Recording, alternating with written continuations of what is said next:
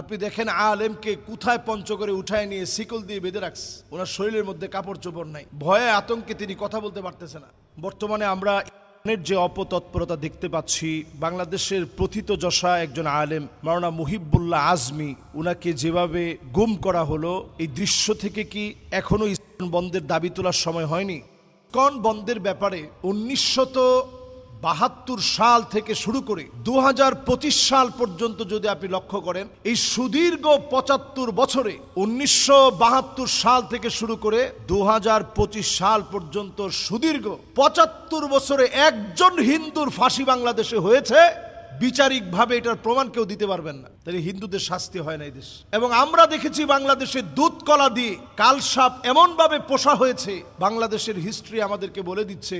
আমরা এই দেশে দেখতে পেয়েছি বাংলাদেশে 36 কাঠা জমি তাদেরকে 1 লক্ষ টাকার বিনিময়ে দেওয়া হয়েছে রাষ্ট্রীয়ভাবে। সেখানে এখন আমি যে মসজিদে বসে কথা বলতেছি, আমাদের মসজিদের জায়গা রাষ্ট্রীয়ভাবে দখল করা হয়েছে। 24 কাঠার উপরে জায়গা রাষ্ট্রীয়ভাবে দখল করে রাখা হয়েছে। আমরা দিনের পর দিন খেটেছি, জায়গা পাইনি, এখনো পর্যন্ত চেষ্টা করতেছি। বাংলাদেশের যে আলেম মিম্বার থেকে ইসকনের বিরুদ্ধে আওয়াজ তুলেছে, তাকে যারা অ্যারেস্ট করে, তাকে যারা গুম করে আটকায় রেখেছে, একটা অ্যাম্বুলেন্সে করে তিনি হাঁটতে গিয়েছিলেন। এই যে মজু খান আছে, আপনারা জানেন টঙ্গীতে যে মজু খান, এই মজু খানে তিনি সকালবেলায় হাঁটতে গেছেন। দেখেন আমাদের দেশটা আমরা কোথায় নিয়ে যাচ্ছি। এই হাঁটতে যাওয়ার সময় উনার অপারেশনের জায়গার ভিতরে আঘাত করে একজন আলেমকে মেরে, অপারেশনের জায়গার মধ্যে আঘাত করে এরপরে বাস চলে গেছে। অপারেশনের জায়গার মধ্যে আঘাত করে তাকে অজ্ঞান বানায়া অ্যাম্বুলেন্সের ভিতরে নিয়ে চলে গেছে।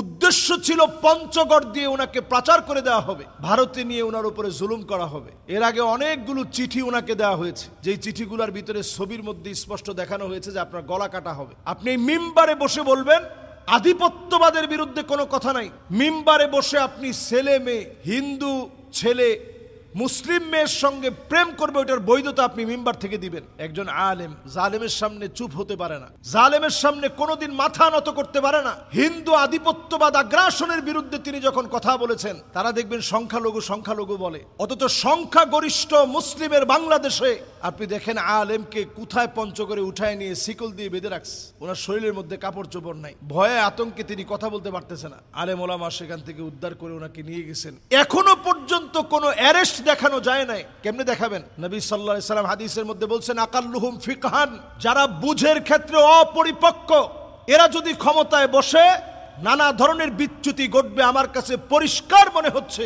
কম বুঝের লোকেরা যখন এগুলো নিয়ে তালবাহানা করেন, তখন তালবাহানা জাতি কিন্তু বুঝে যায় যে আশামনির বিষয়ে অ্যারেস্ট করলেন, 2 জনকে অ্যারেস্ট করছেন, এই 2 জন খিলখিলে হাসতেস, পুলিশের সাথে হাতে হাত দিয়ে হাসতেস। এই হচ্ছে তাদের জামাই আপ্যায়ন, এই হচ্ছে তাদের আদর আপ্যায়ন। চিন্ময় কৃষ্ণ দাস, সেই সময়ে আমার আলিফকে খুন করা হয়েছে, এখনো এটার কোনো বিচার হয়নি, তারা কিন্তু দিব্যি চলছে। তো বাংলাদেশে অনেক এই পর্যন্ত সংগঠন নিষিদ্ধ করা হয়েছে। আপনি যদি ইসলামী দলগুলোর ভিতরেও কথা বলেন, হিজবুত তাহরিরকে নিষিদ্ধ করা হয়েছে। ওয়ার্ল্ডের বহু দেশে এই দল আছে, বাংলাদেশে নিষিদ্ধ করা হয়েছে কেন? বলা হয়েছে এরা একটু উগ্র, এই জন্য নিষেধ করা হয়েছে। আপনি হিজবুত তাহরিরকে উগ্র বললেন, অথচ ইসলামের মতো আস্পর্ধা যারা দেখিয়েছে, চরম উগ্রতা যারা প্রদর্শন করেছে, এদেরকে আপনি নিষিদ্ধ করার সাহস করেন না। এটা বাংলাদেশের স্বাধীনতা সার্বভৌমত্বের জন্য একটা হুমকি হয়ে যাবে। অনতি বিলম্বে ইসলামের ব্যাপারে সিদ্ধান্ত নেন।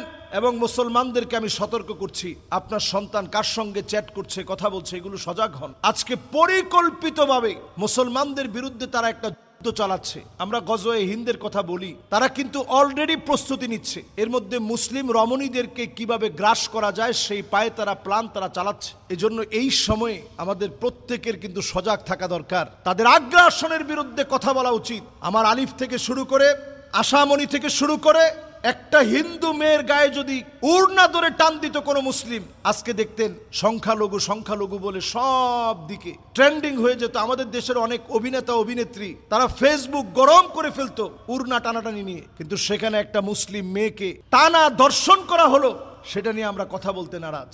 একজন আলেমের ব্যাপারে আমরা কথা বলতে নারাজ। এই সমাজের ভালো কেমনে হবে? সুতরাং আমরা সময় দিচ্ছি, অনতি বিলম্বে ইসলামকে নিষিদ্ধ করেন। বাংলাদেশের তাওহীদি জনতা রাস্তায় নামার আগে অনতি বিলম্বে তাদেরকে নিষিদ্ধ করেন।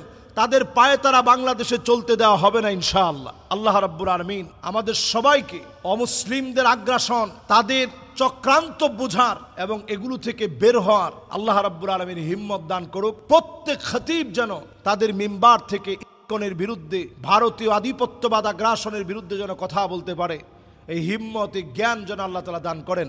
আসসালামু আলাইকুম ওয়া রাহমাতুল্লাহি ওয়া বারাকাতুহু।